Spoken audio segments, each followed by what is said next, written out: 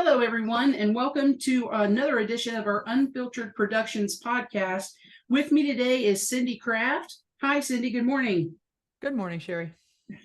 We got on this rant as a result of what we're hearing from potential customers and now current customers, and we thought that we would take a minute to do an unfiltered production and hopefully give some folks some wind under their sails or at their back so that they can make some decisions based on some of the contracts that they may be holding with providers outside of their agency. This one came to us, Cindy, because a lot of folks were complaining about what was happening with their outsourced coding and OASIS reviews. Can you tell us a little bit about what that issue was? Well, it's been interesting, Sherry, because if you hear it once, you say, well, that may have just been an anomaly.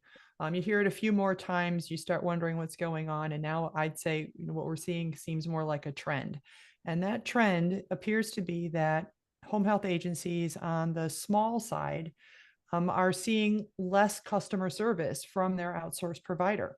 We're hearing stories of work not being returned within the promised timeframes, that things are taking up to a week to get returned to them, to having to create more logins than there are actual records to be done in any given period of time because of the amount of turnover on the provider side.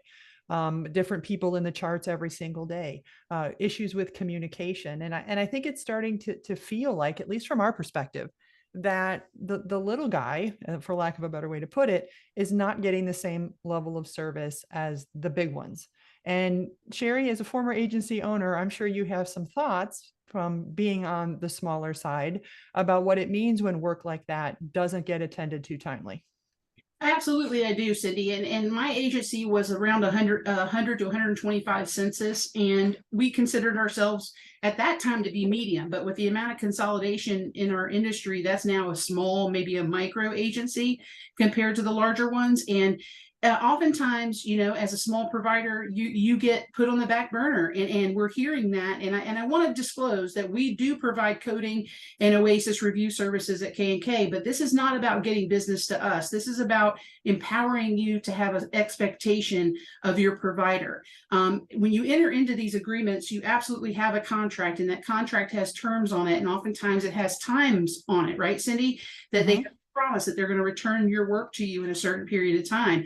When they break that clause, you have every right not only to go back to them and demand that they meet the terms of the contract, but if they can't meet the terms of the contract, you have every right to go search for somebody who can. You deserve the customer service that every agency gets, not just the micro customer service because you're a small agency. In fact, the bad customer service really, I would argue, would impact you more as a smaller agency. Don't you think, Sin? Well, yeah, because you're relying on that work getting, finalized and completed so you can do what you need to do and eventually be able to drop that bill. And, kind of delays that feel like, well, if I had hundreds of charts at a clip, a few of them being late, maybe not be that big of a deal.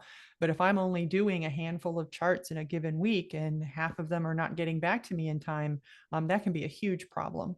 But I think beyond the timeliness issue, Sherry, is if we're talking about what drove us to do this today and really kind of empowering agencies about expectations, I think a big one really needs to be around the issue of integrity, that you have to have complete confidence that that work is being done appropriately. And appropriately is not synonymous with maximizing my case mix weight.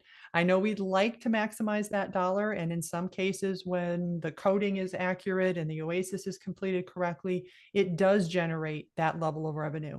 But we see a lot of promising about revenue increases, and you start to wonder, well, speaking on the OASIS side, and then I'll punt it to you, Sherry, for the coding, but there's a very quick way to increase your case mix weight on OASIS, and that is just pick different answers. And if I pick different answers that make the patient look worse, lo and behold, wow, look what we did for your case mix weight. We got to be very careful about that. And what do you see on the coding side with that, Sherry? Well, we see people putting wounds in the first spot on the coding sheet, even though that may not be their focus of care. I've actually had the opportunity to do some auditing of other folks' work, and I saw a stage 1 wound as the primary diagnosis on someone who had uncontrolled diabetes. And everything in the narrative note spoke to the diabetes and spoke to the pressure wound being found anecdotally, but they put it in the first position, I think, to drive up the revenue. And that's just going to put you at risk. I mean, that's another expectation that you should have no matter the size of your agency, is that you are not being put at risk by your outsourced provider. You need to have a level of trust that they're looking out for your agency the same way that you would. And again, it doesn't matter the size of your agency. You should have that expectation for that level of customer service.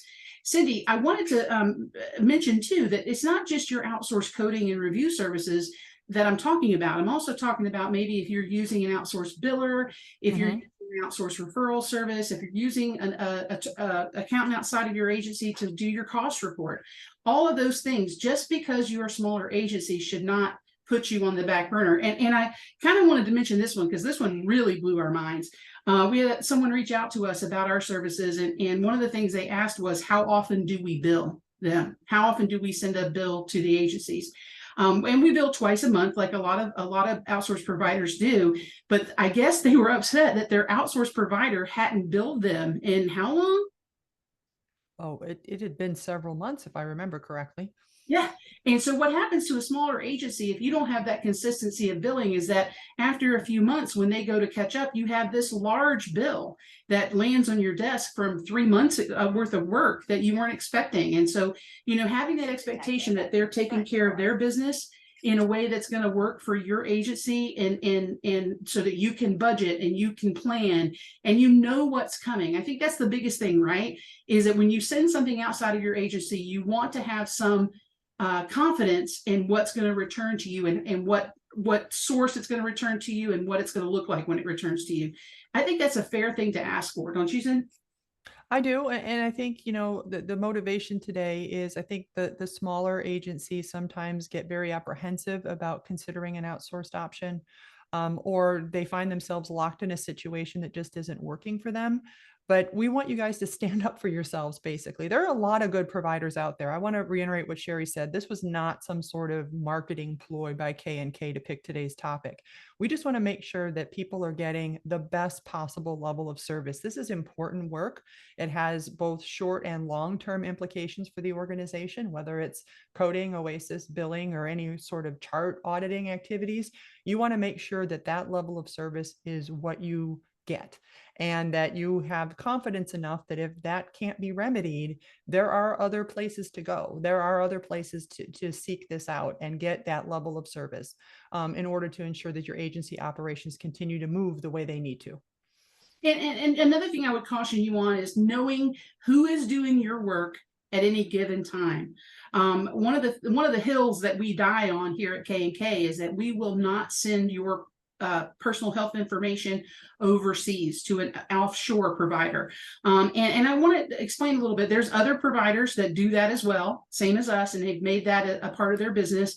And the reason why we do it at K&K, I can't speak for the other providers, is that we went out and looked for guidance from the experts, the Medicare attorneys that have worked in the Medicare space, some of them for decades, some of the ones that are the big names that you guys would recognize. And we asked for an opinion, and we were willing to pay for that opinion in the form of a white paper to say that it was safe to send PHI overseas and that the agencies couldn't get any harm from that practice. And honestly, they would not write that letter, would they, Cindy? No. In fact, I did not even get a verbal approval of that. And so that made us, as what we want to bring to agencies, and a lot of other providers want to bring to agencies, is that comfort that your PHI is not at risk. And that if it is at risk, if something happens, because humans are humans, and you have a issue with a computer being hacked or something, a cybersecurity issue, I want you to know that as our provider, we have insurance to help the agencies, and we're going to stand behind the work that we provide. And like I said, there's a lot of other outsourced providers that have that same mantra and that same way that they practice business. And I hope that you would think about that when you decide who's going to do your outsourcing work. So I think the takeaway from today, Cindy, is don't allow someone to make you feel inferior because your agency is not large. I would agree, because the size really should not matter. It needs to be done correctly, timely, and you need to have that confidence that it is defensible for the long term. And I just want to say thank you guys for listening to us rant again. This one really kind of hit us personally because of the level of customer service we want to provide. And we're a champion for the smaller agencies. And so I hope that this gives you some, you know, like I said, some wind at your back, some wind beneath your wings so that you can go back to your contracted providers that you use outside of your agency, whether it be supplies, whether it be staffing, whether it be billing, outsource reviews, whatever those things are. Look at your contracts, look at the letters in your contracts, and go back and hold them to those expectations. So, Cindy, did you have anything to add before we finish? No, I think you said it, you said it very well right there. And I don't really have anything to add. Thanks everyone for tuning in, and make sure you subscribe to our YouTube channel, and have a great day and be safe.